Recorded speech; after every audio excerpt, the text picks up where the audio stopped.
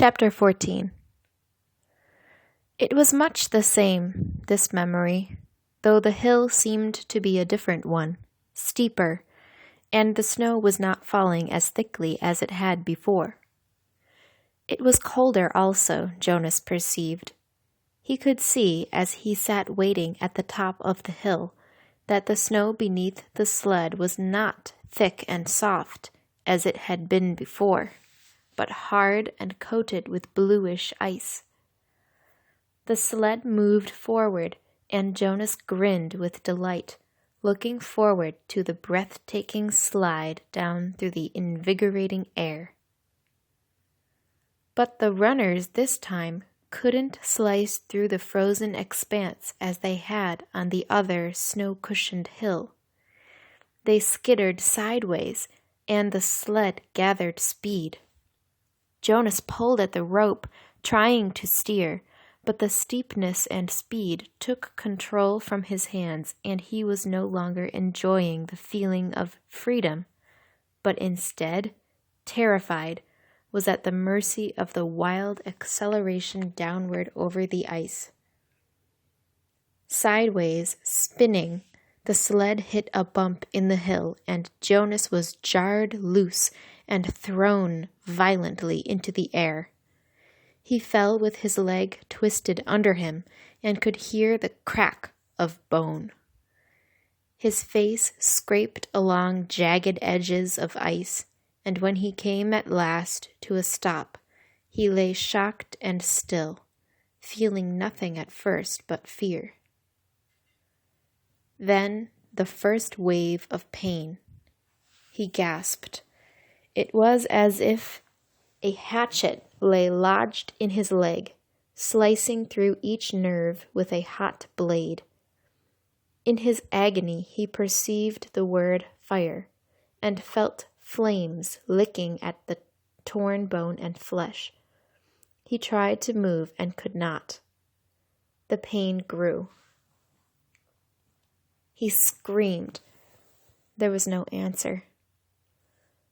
Sobbing, he turned his head and vomited onto the frozen snow. Blood dripped from his face into the vomit. "No!" he cried, and the sound disappeared into the empty landscape, into the wind. Then, suddenly, he was in the annex room again, writhing on the bed. His face was wet with tears. Able to move now, he rocked his own body back and forth, breathing deeply to release the remembered pain.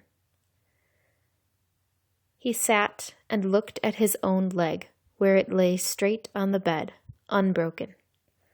The brutal slice of pain was gone, but the leg ached horribly still, and his face felt raw. "May I have relief of pain, please?" he begged. It was always provided in his everyday life, for the bruises and wounds, for a mashed finger, a stomach ache, a skinned knee from a fall from a bike. There was always a daub of anesthetic ointment, or a pill, or in severe instances, an injection that brought complete and instantaneous deliverance.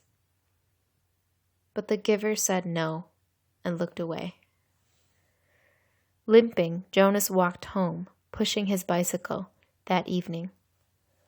The sunburn pain had been so small in comparison, and had not stayed with him. But this ache lingered. It was not unendurable, as the pain on the hill had been. Jonas tried to be brave. He remembered that the chief elder had said he was brave. "Is something wrong, Jonas?" his father asked at the evening meal. "You're so quiet tonight. Aren't you feeling well? Would you like some medication?" But Jonas remembered the rules. No medication for anything related to his training. And no discussion of his training. At the time for sharing of feelings, he simply said that he felt tired, that his school lessons had been unusually demanding that day. He went to his sleeping room early, and from behind the closed door he could hear his parents and sister laughing as they gave Gabriel his evening bath. They have never known pain, he thought. The realization made him feel desperately lonely, and he rubbed his throbbing leg. He eventually slept. Again and again he dreamed of the anguish and the isolation on the forsaken hill. The daily training continued, and now it always included pain. The agony of the fractured leg began to seem no more than a mild discomfort as the giver led Jonas firmly, little by little, into the deep and terrible suffering of the past. Each time in his kindness, the giver ended the afternoon with a color-filled memory of pleasure. A brisk sail on a blue-green lake, a meadow dotted with yellow wildflowers, an orange sunset behind mountains. It was not enough to assuage the pain that Jonas was beginning now to know. "Why?" Jonas asked him after he had received a torturous memory in which he had been neglected and unfed. The hunger had caused excruciating spasms in his empty, distended stomach. He lay on the bed, aching. "Why do you and I have to hold these memories?" "It gives us wisdom," the giver replied.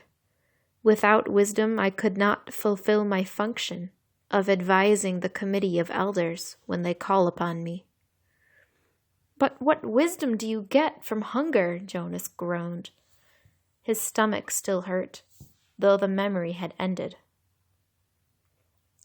"Some years ago," the giver told him, "before your birth, a lot of citizens petitioned the committee of elders. They wanted to increase the rate of births.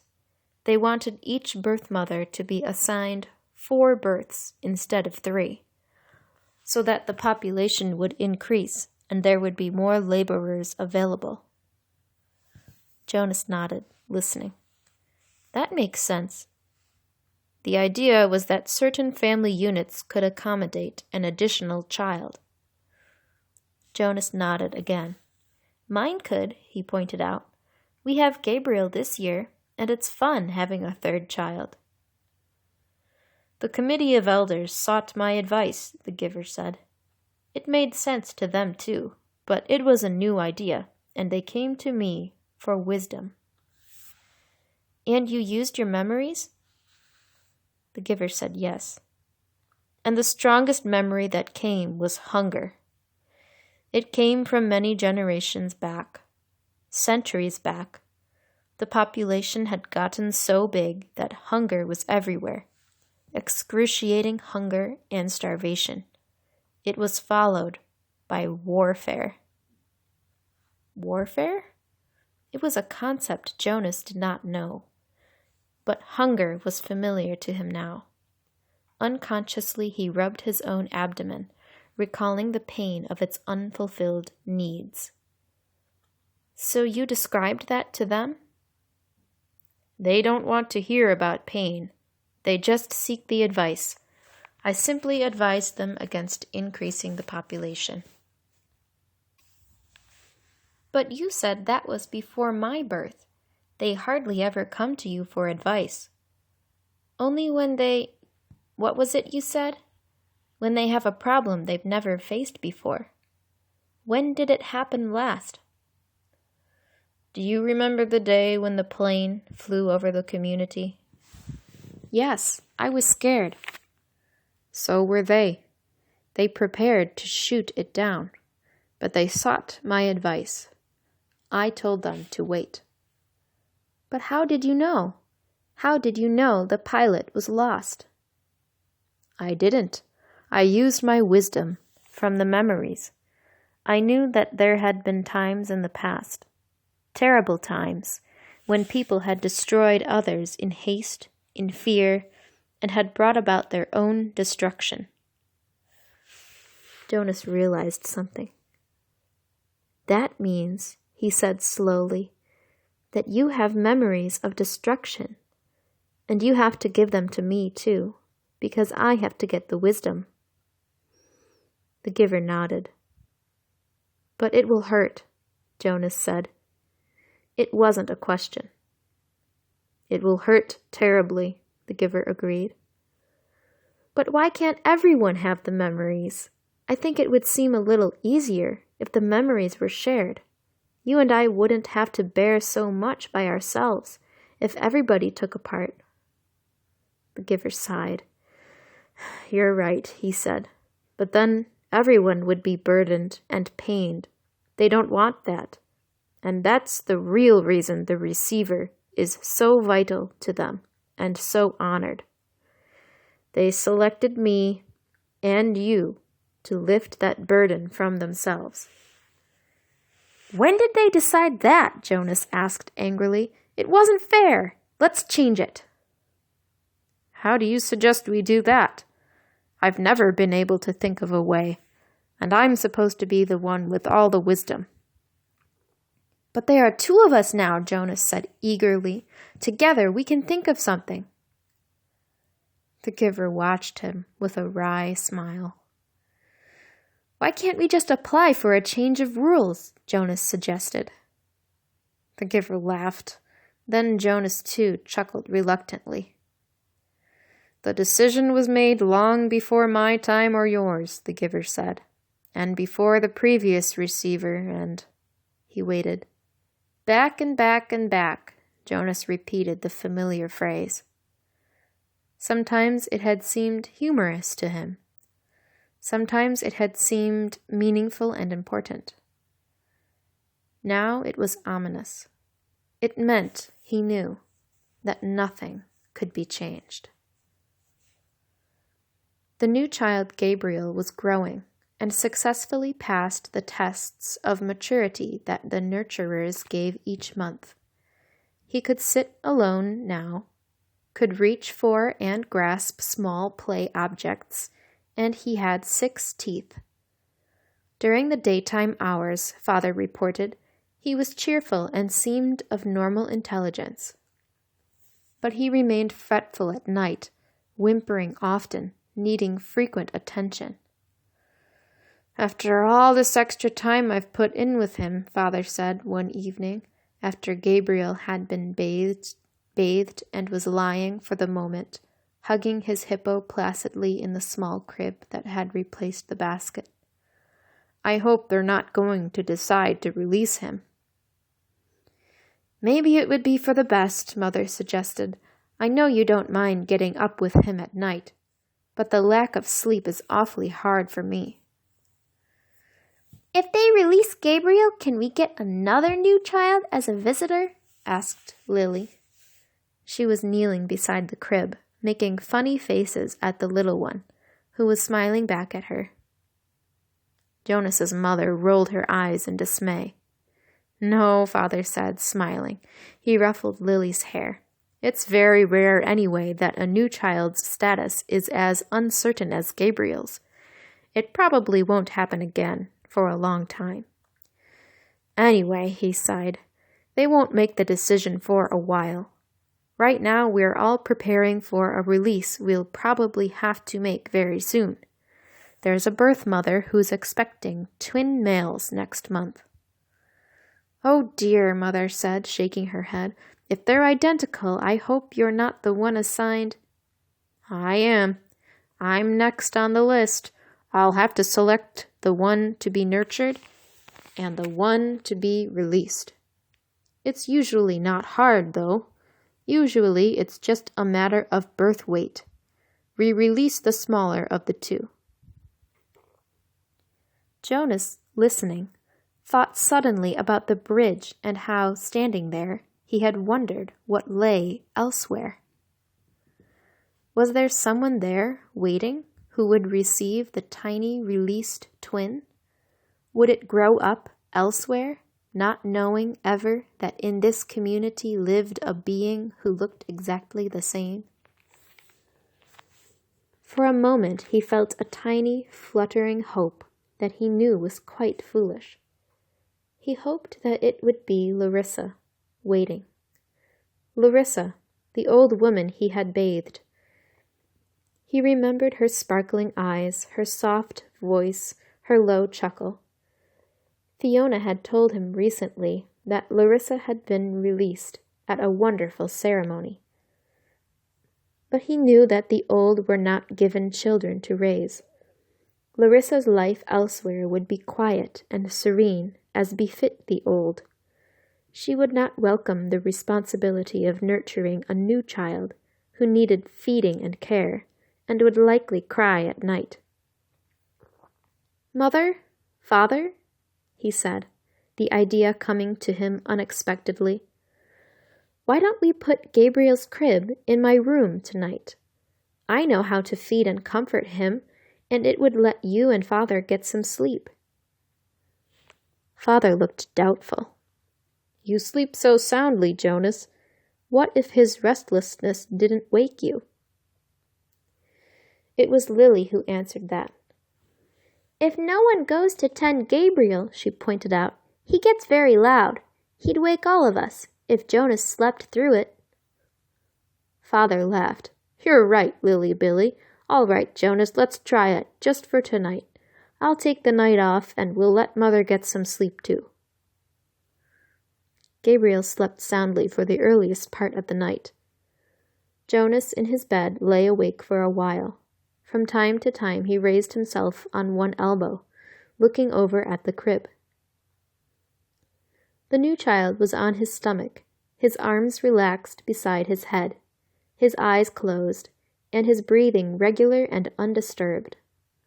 Finally Jonas slept too.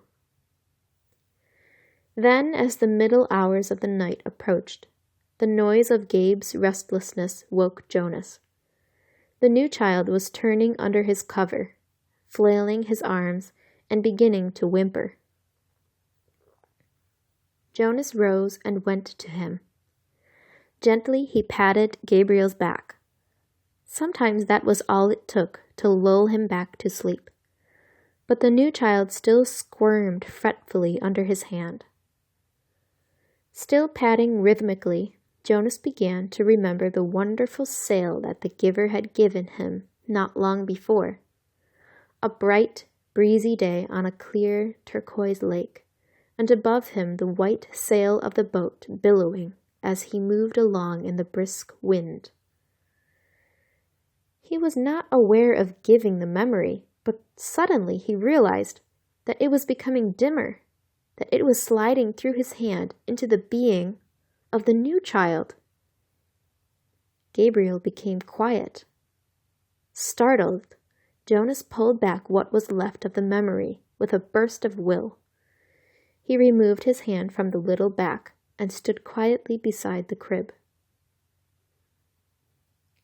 To himself he called the memory of the sail forward again. It was still there, but the sky was less blue, the gentle motion of the boat slower, the water of the lake more murky and clouded. He kept it for a while, soothing his own nervousness at what had occurred, then let it go and returned to his bed. Once more toward dawn, the new child woke and cried out. Again Jonas went to him. This time he quite deliberately placed his hand firmly on Gabriel's back and released the rest of the calming day on the lake. Again Gabriel slept. But now Jonas lay awake, thinking. He no longer had any more than a wisp of the memory, and he felt a small lack where it had been. He could ask the giver for another sail, he knew. A sail perhaps on ocean next time, for Jonas had a memory of ocean now, and knew what it was. He knew that there were sailboats there too, in memories yet to be acquired. He wondered, though, if he should confess to the giver that he had given a memory away. He was not yet qualified to be a giver himself, nor had Gabriel been selected to be a receiver. that he had this power frightened him. He decided not to tell.